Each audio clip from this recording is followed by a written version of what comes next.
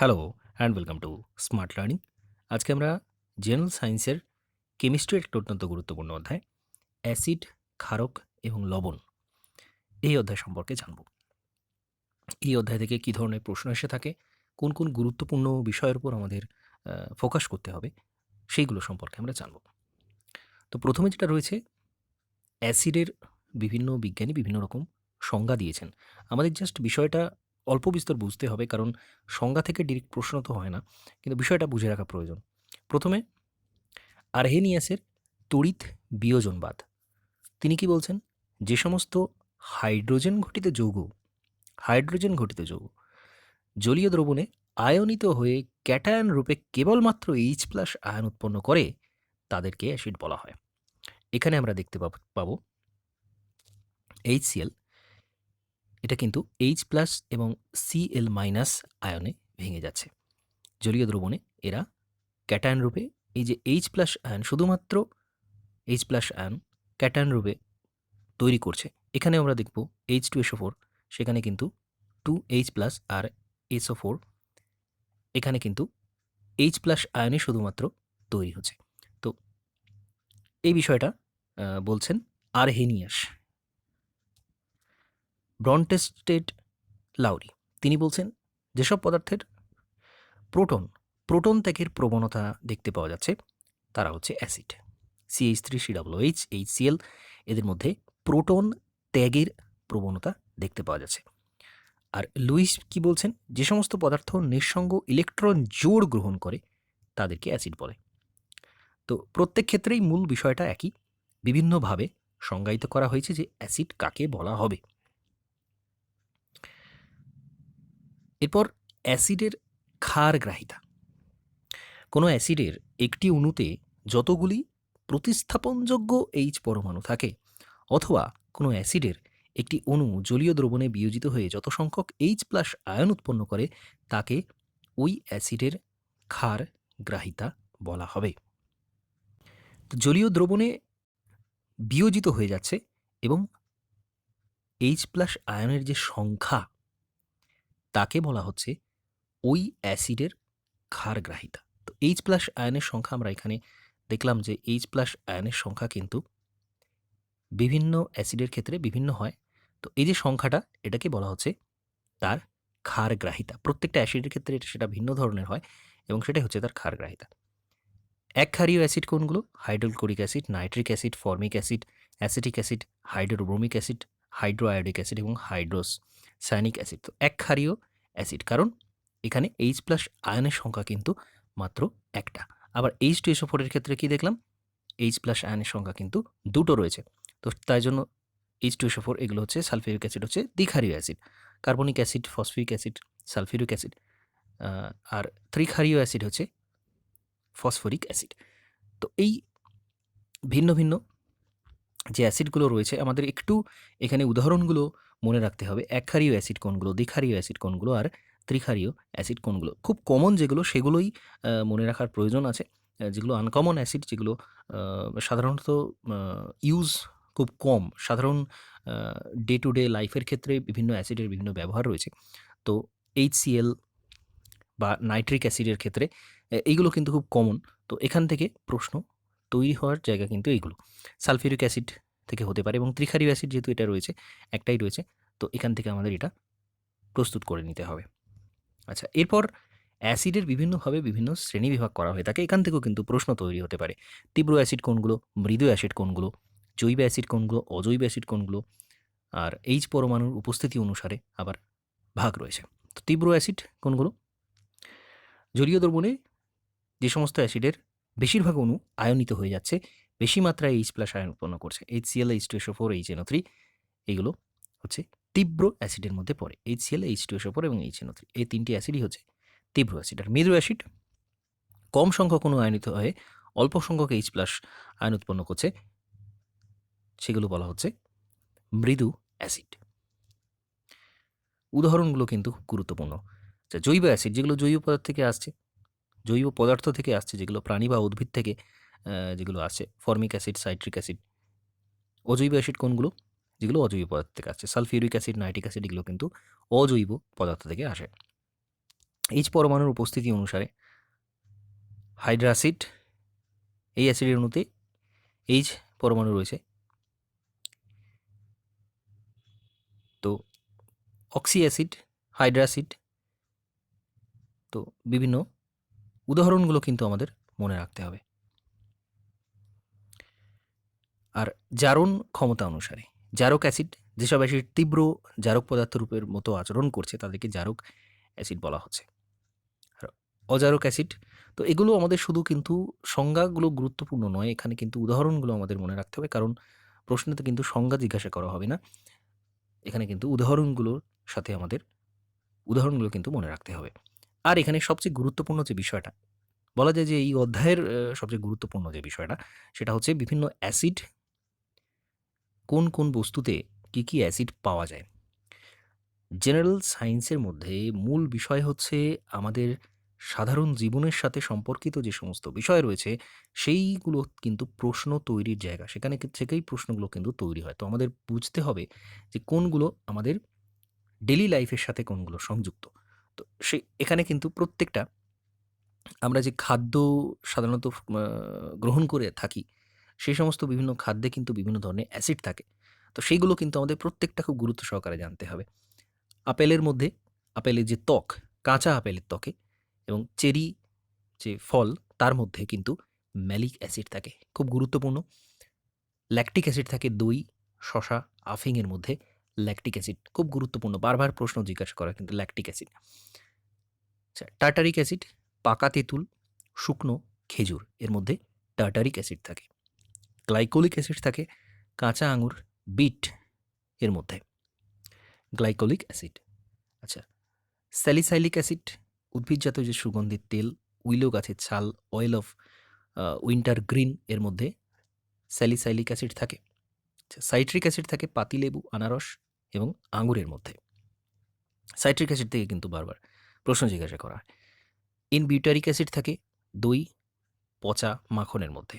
Formic acid লাল পিঁপড়ে, মৌমাছি, বোলতা এদের হুলে কিন্তু এই ফর্মিক অ্যাসিড থাকে। Very very important formic acid. তো এই জন্যই এটাকে জৈব অ্যাসিড বলা হচ্ছে। যাই হোক, অ্যাসিটিক অ্যাসিড বিভিন্ন ফলের রস, প্রাণীদেহের ঘাম, জয়পাল গাছের তেল, কটন অয়েল যেটাকে বলা হয় তার মধ্যে কিন্তু অ্যাসিটিক অ্যাসিড থাকে। বেঞ্জোইক অ্যাসিড গাম বেঞ্জোয়েন, ঘোড়া এবং ষাঁড়ের মূত্রের মধ্যে বেঞ্জোইক অ্যাসিড পাওয়া যায়। গ্যালিক অ্যাসিড চায়ের পাতা, ওক গাছের ছাল এর মধ্যে গ্যালিক অ্যাসিড থাকে। অক্সালিক অ্যাসিড ইউক্যালিপটাস গাছের ছাল, হরিতকি এর মধ্যে কিন্তু অক্সালিক অ্যাসিড দেখতে পাওয়া যায়। তো খুবই গুরুত্বপূর্ণ, এগুলো কিন্তু প্রত্যেকটা কিন্তু আমাদের মনে রাখতে হবে। আচ্ছা, এরপর ক্ষারক। তো তিনজন বৈজ্ঞানিক আমরা অ্যাসিডের সংজ্ঞাতেও পেয়েছি। যে সমস্ত যৌগ জলীয় দ্রবণে আয়নিত হয়ে OH মাইনাস আয়ন উৎপন্ন করছে তাদেরকে বলা হচ্ছে ক্ষারক। তো এখানে আমরা প্রত্যেকটা দেখতে পাবো যে OH মাইনাস আয়ন উৎপন্ন করছে, এগুলোকে বলা হচ্ছে ক্ষারক। রাসায়নিকভাবে কিন্তু তড়িৎ বিয়োজনবাদ এই জন্যই বলা হচ্ছে আর্হেনিয়াসের মতবাদ। বর্নস্টেড লাউরি তিনি বলছেন যে সমস্ত পদার্থের এক বা একাধিক প্রোটন গ্রহণ করার প্রবণতা রয়েছে তাদেরকে বলা হচ্ছে ক্ষারক। প্রোটন গ্রহণ করার ক্ষমতা রয়েছে। লুইস বলছেন যেসব পদার্থ অন্য পদার্থকে ইলেকট্রন জোড় দান করতে পারে তাদেরকে বলা হচ্ছে ক্ষারক।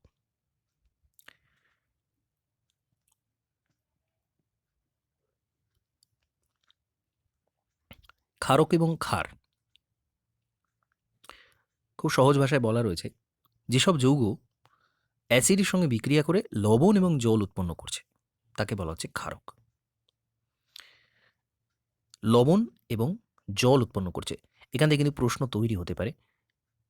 ক্ষারক বলা হচ্ছে এরা কি করছে, অ্যাসিডের সাথে বিক্রিয়া করে লবণ এবং জল তৈরি করছে, তাকে বলা হচ্ছে ক্ষারক। আর ক্ষার কাকে বলা হচ্ছে, যেসব ক্ষারক জলের মধ্যে দ্রাব্য তাদেরকে বলা হচ্ছে ক্ষার। জলের মধ্যে যেগুলো গুলে যেতে পারছে সেগুলো হচ্ছে ক্ষার, সেই ক্ষারকগুলোকে বলা হচ্ছে ক্ষার। তো সেই জন্য বলা যায় সব ক্ষারকই ক্ষার নয়, কিন্তু সব ক্ষারই কিন্তু ক্ষারকের মধ্যে পড়ছে, কারণ সমস্ত ক্ষারক সেটা কিন্তু জলে গুলছে না, সেই জন্য সমস্ত ক্ষারক ক্ষার নয়। আর সব ক্ষারই কিন্তু ক্ষারক। কারণ ক্ষারক কাকে বলা হচ্ছে? যে ক্ষারকগুলো জলে দ্রবীত। সুতরাং প্রথমে সে ক্ষারক। তাই সব ক্ষারক ক্ষার নয়, কিন্তু সব ক্ষারই ক্ষারক। এরপর ক্লাসিফিকেশন রয়েছে তীব্র এবং মৃদু ক্ষারক কোনগুলো। খুব গুরুত্ব সহকারে উদাহরণগুলো কিন্তু আমাদের মনে রাখতে হবে। যে তীব্র ক্ষারক NaOH এবং CaO, এগুলো হচ্ছে তীব্র ক্ষারক, এবং মৃদু ক্ষারক হচ্ছে NH4OH। ক্ষারের বা ক্ষারকের অম্লগ্রাহিতা কাকে বলা হচ্ছে? কোনো ক্ষারক বা ক্ষারের একটি অণু জলীয় দ্রবণে বিয়োজিত হয়ে যত সংখ্যক OH- আয়ন তৈরি করছে তাকে ওই ক্ষারের অম্লগ্রাহিতা বলছে।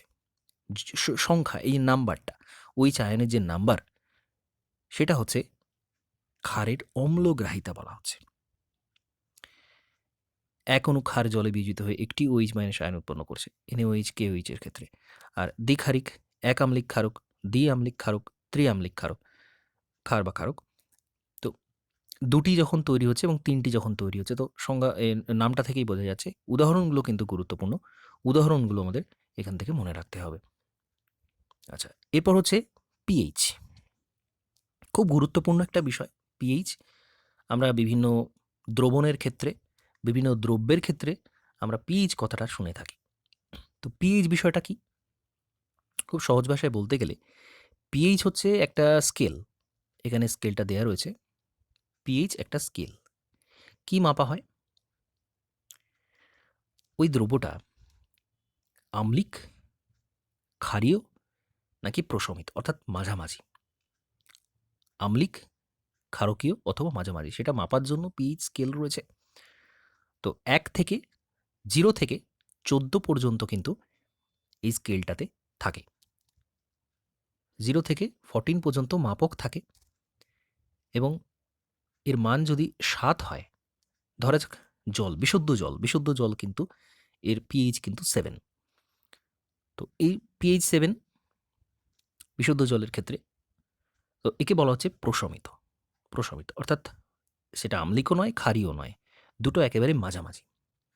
এবার বুঝতে হবে এখান থেকে যত বেশি পিছন দিকে যাচ্ছে তত কিন্তু আম্লিক এর পরিমাণটা বাড়ছে, আর যত বেশি সামনের দিকে এগোচ্ছে তত বেশি কিন্তু সেটা ক্ষারকীয়। খুব গুরুত্বপূর্ণ বিষয়। তো বিজ্ঞানী সোরেনসেন এই স্কেলটা তৈরি করেছিলেন, পিএইচ স্কেলটা উদ্ভাবন করেছিলেন বিজ্ঞানী সোরেনসেন। তো নামটা মনে রাখতে হবে, এখানে সম্ভবত নামটা দেয়া নেই। এবং কয়েকটা গুরুত্বপূর্ণ বিষয়, সেটা হচ্ছে পিএইচ স্কেল কিন্তু লগারিদম স্কেলে থাকে। অর্থাৎ এই যে পিএইচ 1 এর থেকে পিএইচ 2, এটা কিন্তু 10 গুণ বেশি অম্লত্ব বোঝায়। সরি, এখানে একটা বিষয়, সেটা হচ্ছে 7-এর থেকে যত বেশি পিছন দিকে যাওয়া যাচ্ছে তত কিন্তু অম্লত্ব বাড়ছে। অর্থাৎ অম্লত্ব 1 মানে সেটা খুবই চরম একটা আম্লিক। আর ক্ষারকীয়র ক্ষেত্রে সেটা যত বেশি হবে সেটা কিন্তু ক্ষারকত্ব বেশি। এখানে যেমন আমরা এরকম বলতে পারি যে 8-এর থেকে 9, এটা কিন্তু 10 গুণ বেশি ক্ষারকীয়। 9-এর থেকে 10, 9-এর থেকে 10 কিন্তু 10 গুণ বেশি ক্ষারকীয়, এবং 8-এর থেকে 10 তাহলে কিন্তু 100 গুণ বেশি ক্ষারকীয়। অর্থাৎ পিএইচ স্কেল কিন্তু লগারিদম স্কেলে থাকে, এটা মাথায় রাখতে হবে। আর কিছু বিষয় রয়েছে, কয়েকটা দ্রব্য রয়েছে যেগুলো পিএইচ এর মানগুলো কিন্তু আমাদের একটু জানতে হবে। এখানে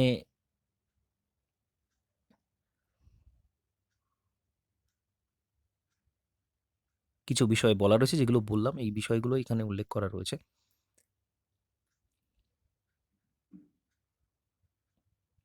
এইগুলো গুরুত্বপূর্ণ বিষয়। যেমন বিশুদ্ধ জলের পিএইচ হচ্ছে 7, প্রশমিত, একেবারে প্রশমিত, সেটা কিন্তু বিশুদ্ধ জলে দেখতে পাওয়া যায়। বৃষ্টি জলের পিএইচ এর মান হচ্ছে 5.6। বারবার এটা জিজ্ঞাসা করা হয়, বৃষ্টি জলের পিএইচ এর মান বা বিশুদ্ধ জলের পিএইচ এর মান। লেবুর রস 2.2 থেকে 2.4, বেশ আম্লিক সেটা। সমুদ্রের জল কিন্তু কিছুটা ক্ষারকীয়, 7.5। নরম পানীয় 2.8 থেকে 4.0 পর্যন্ত কিন্তু সফট ড্রিঙ্কস যেগুলো, সেগুলো পিএইচ কিন্তু আম্লিক। মানুষের রক্ত, যেটা বারবার জিজ্ঞাসা করা হয়, 7.4, পিএইচের মান হচ্ছে 7.4, অর্থাৎ মানুষের রক্ত কিন্তু ক্ষারকীয়, সেটা কিন্তু আম্লিক নয়। আবার মানুষের মূত্রের মধ্যে কিন্তু 5 থেকে 8, অর্থাৎ সেটা কিছুটা অম্লিকও হতে পারে, আবার ক্ষারকীয় হতে পারে, ভ্যারি করে। আন্তরিক রস, এইগুলো কিন্তু আম্লিক হবে স্বাভাবিক, 1.2 থেকে 3.0। মানুষের লালা রস 6.3 থেকে 7.5, অম্ল থেকে ক্ষারকীর মধ্যে, কিন্তু আন্তরিক রসে যেগুলো আমাদের পরিপাকে সাহায্য করে সেগুলো কিন্তু সব আম্লিক। তো এখানে সবচেয়ে গুরুত্বপূর্ণ হচ্ছে মানুষের রক্ত, বিশুদ্ধ জল, বৃষ্টির জল, লেবুর রস, এগুলো কিন্তু বারবার পরীক্ষাতে জিজ্ঞাসা করা হয়।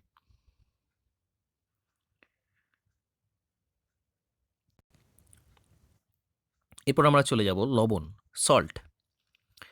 অ্যাসিডের প্রতিস্থাপনযোগ্য হাইড্রোজেন পরমাণু ধাতু বা ধাতুধর্মী মূলক দ্বারা সম্পূর্ণ বা আংশিকভাবে প্রতিস্থাপিত হয়ে যে যৌগ গঠন করে তাকে বলা হচ্ছে লবণ। তো এখানে আমাদের বিভিন্ন লবণের নাম এবং তাদের উদাহরণগুলো কিন্তু মনে রাখতে হবে। সংজ্ঞা সেই অর্থে গুরুত্বপূর্ণ নয়, কিন্তু নর্মাল লবণ, যেটাকে বলা হচ্ছে NaCl, KCl, Na2SO4, এগুলো কিন্তু সাধারণ লবণের মধ্যে পড়ে। অ্যাসিড লবণ, বেসিক লবণ, যুগ্ম লবণ, জটিল লবণ, এই সমস্ত কয়েকটা উদাহরণ কিন্তু আমাদের, যেগুলো কমন, সাধারণত কমন যেগুলো, সেই উদাহরণগুলো কিন্তু আমাদের একটু জানতে হবে। আর এখানে যেটা গুরুত্বপূর্ণ সেটা হচ্ছে বিভিন্ন দ্রব্য রয়েছে যেগুলো আম্লিক মাধ্যমে, ক্ষারীয় মাধ্যমে, প্রশমন মাধ্যমে এদের বর্ণ, কালার কেমন হয় সেটা একটু জানতে হবে। খুব গুরুত্বপূর্ণ যেগুলো সেগুলো দেওয়া আছে, মাত্র 4টে দেওয়া আছে। মিথাইল অরেঞ্জ, যেটা আম্লিক মাধ্যমে কিন্তু গোলাপি লাল হয়, ক্ষারীয় মাধ্যমে হলুদ, এবং প্রশমনিত যখন থাকে স্বাভাবিক অবস্থায় সেটা হচ্ছে কমলা, মিথাইল অরেঞ্জ। লিটমাস খুব গুরুত্বপূর্ণ, আম্লিক হলে সেটা লাল হয়, ক্ষারীয় মাধ্যমে নীল হয়, প্রশমিত মাধ্যমে বেগুনি হয়। ফেনপথ্যালিন বর্ণহীন হয় আম্লিক মাধ্যমে, ক্ষারীয় মাধ্যমে লালচে বেগুনি, এবং প্রশমিত হয় বর্ণহীন। মিথাইল রেড আম্লিক মাধ্যমে লাল রঙের, ক্ষারীয় মাধ্যমে হলুদ, এবং প্রশমিত অবস্থায় কমলা হয়। খুব গুরুত্বপূর্ণ, এই 4টেই কিন্তু আমাদের মাথায় রাখতে হবে। কালারটা কোন মাধ্যমে কি কালার হয় এটা কিন্তু জিজ্ঞাসা করা হয়।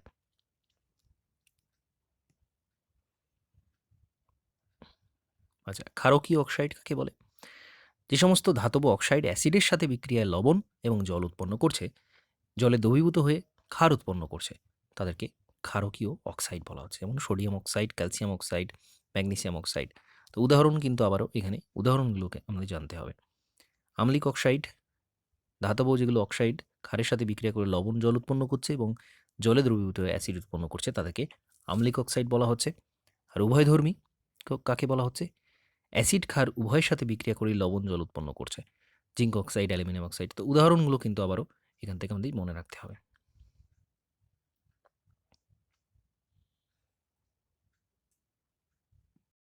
তো এখানেও প্রত্যেকটা উদাহরণগুলো কিন্তু আমাদের একটু জানতে হবে। প্রশম অক্সাইড, পারক্সাইড, মিশ্র oxide, polyoxide, sub oxide, super oxide, এদের উদাহরণ কোনগুলো এগুলো কিন্তু আমাদের মনে রাখতে হবে। যেমন প্রশম অক্সাইড অ্যাসিড ক্ষারকের সাথে কোনো বিক্রিয়া করে না, যেমন জল, নাইট্রাস অক্সাইড, কার্বন মনোক্সাইড, এরা কিন্তু অ্যাসিড এবং ক্ষারকের সাথে বিক্রিয়া করছে না। পারক্সাইড ধাতুটির সাধারণ যোজ্যতা অনুযায়ী যে মাত্রায় অক্সিজেনের সাথে যুক্ত হওয়া উচিত তার থেকে বেশি মাত্রায় অক্সিজেন যুক্ত হয়ে যে অক্সাইড তৈরি হচ্ছে তাদেরকে পারক্সাইড বলা হচ্ছে। Sodium peroxide, barium peroxide, hydrogen peroxide. তো এগুলো প্রত্যেকটা কিন্তু আমাদের সংজ্ঞার উপর গুরুত্ব না দিয়ে উদাহরণগুলো কিন্তু মনে রাখতে হবে। পলিঅক্সাইড, সাব অক্সাইড, সুপার অক্সাইড। তো কিছুটা নাম থেকেই চলে আসছে, lithium super oxide, potassium super oxide. বাকি কিছু অংশ কিন্তু পারক্সাইডগুলো যেমন আমরা এমনি বলতে পারবো। তো এগুলো একটু আমাদের উদাহরণ দুটো করে কিন্তু মনে রাখতে হচ্ছে। প্রত্যেকটার ক্ষেত্রেই সংজ্ঞার সেই অর্থে গুরুত্বপূর্ণ নয়। আর বেশ কয়েকটা গুরুত্বপূর্ণ জিনিস যেগুলো আমি উল্লেখ করলাম বলার সময়, সেগুলোও কিন্তু আমাদের মনে রাখতে হচ্ছে।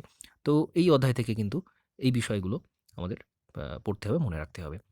তো আজকে এই অধ্যায়টা এখানে কমপ্লিট করলাম। নমস্কার, ধন্যবাদ।